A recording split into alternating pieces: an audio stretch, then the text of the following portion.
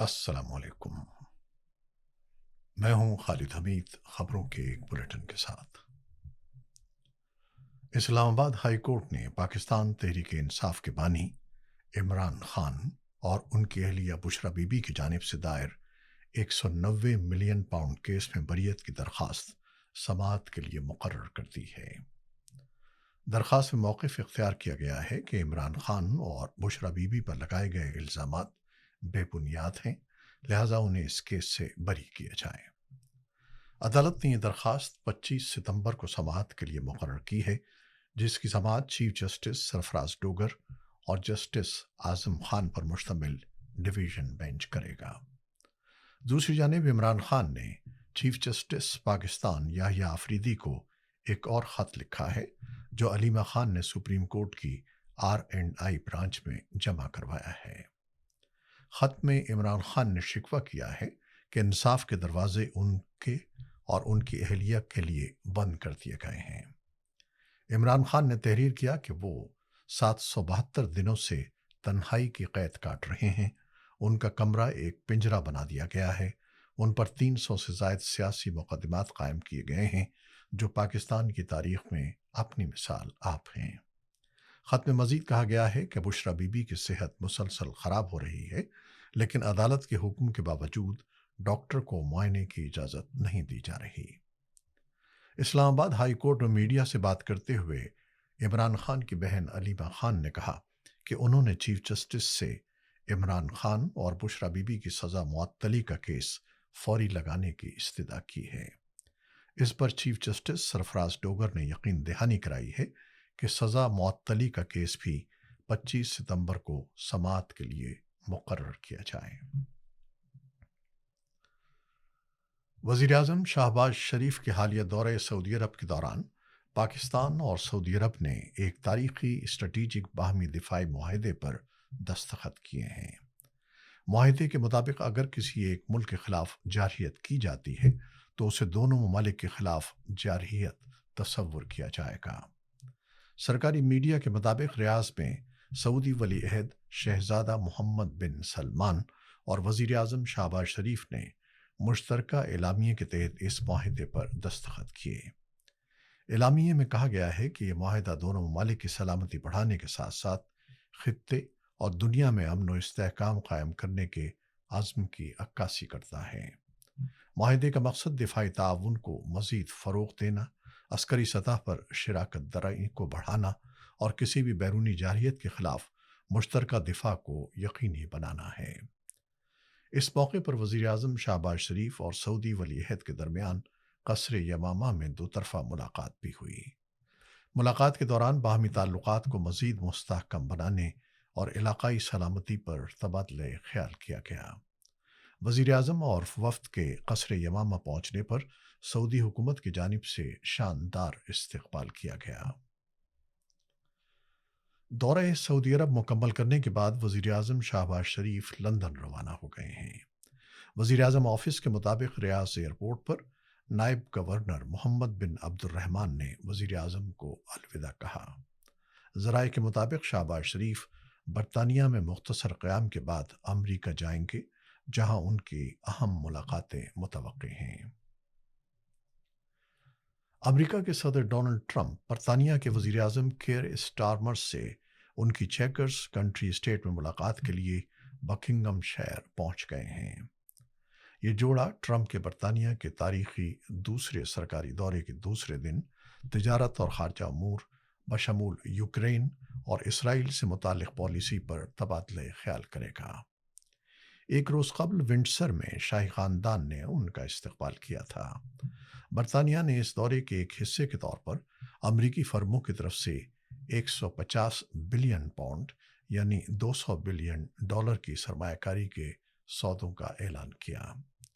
اسی دوران لندن میں ہزاروں مظاہرین امریکی صدر کے دورے کے خلاف مظاہرے کے لیے جمع ہو گئے، ٹرمپ پر الزام لگایا جو غزہ میں اسرائیل کی نسل کشی کی جنگ کی حمایت جاری رکھے ہوئے ہیں اور جیفری ایپسٹین کے ساتھ اپنی دوستی تفرقہ انگیز سیاست کی وجہ سے متنازع ہیں۔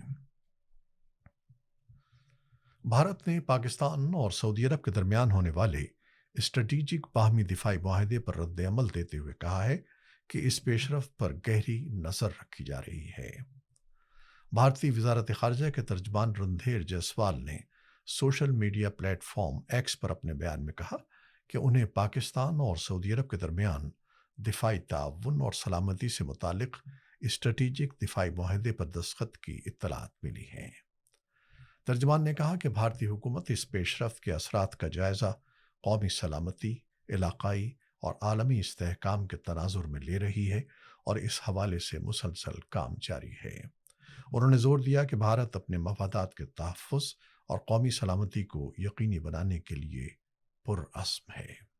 مقبوضہ کشمیر میں میر وائز عمر فاروق کو پروفیسر عبدالغنی بٹ کے جنازے میں شرکت سے روک دیا گیا ہے۔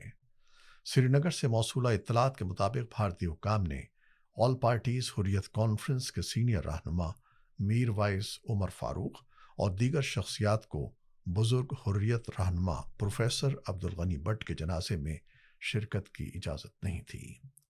پروفیسر عبدالغنی بٹ بدھ کے روز اپنی رہائش گاہ سوپور میں انتقال کر گئے تھے۔ تاہم بھارتی انتظامیہ نے پابندیاں عائد کر کے نہ صرف میر وائز عمر فاروق بلکہ کئی دیگر سیاسی رہنماؤں اور ساتھیوں کو بھی شرکت سے روک دیا۔ خاندان کو بھی جنازہ جلدی کرنے پر مجبور کیا گیا۔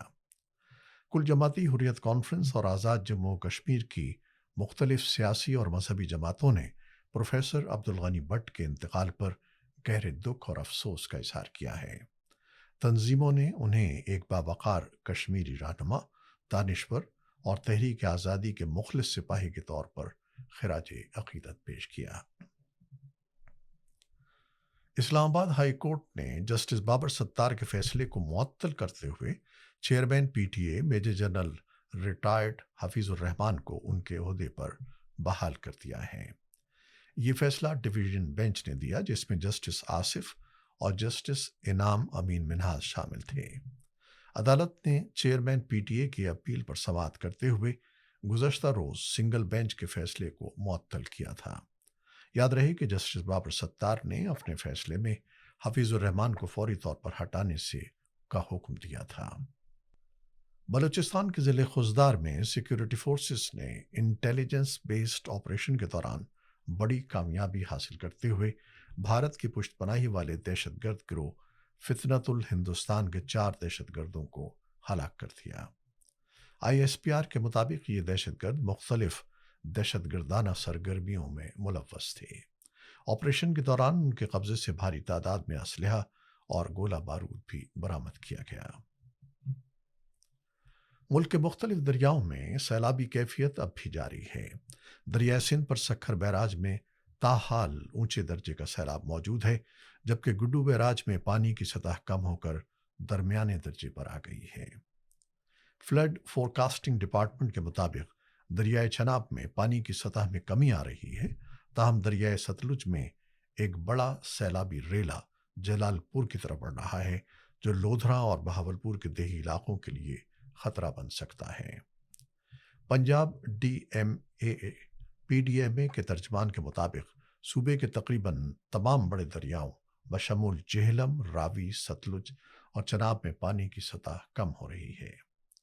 ادھر سیلاب نے ملتان سکھر موٹر وے M5 کو 5 مقامات پر نقصان پہنچایا ہے، جبکہ اچ شریف تک بھی سیلابی پانی پہنچنے کے باعث ملتان اچ شریف موٹر وے کے کئی سیکشنز کو بند کر دیا گیا ہے۔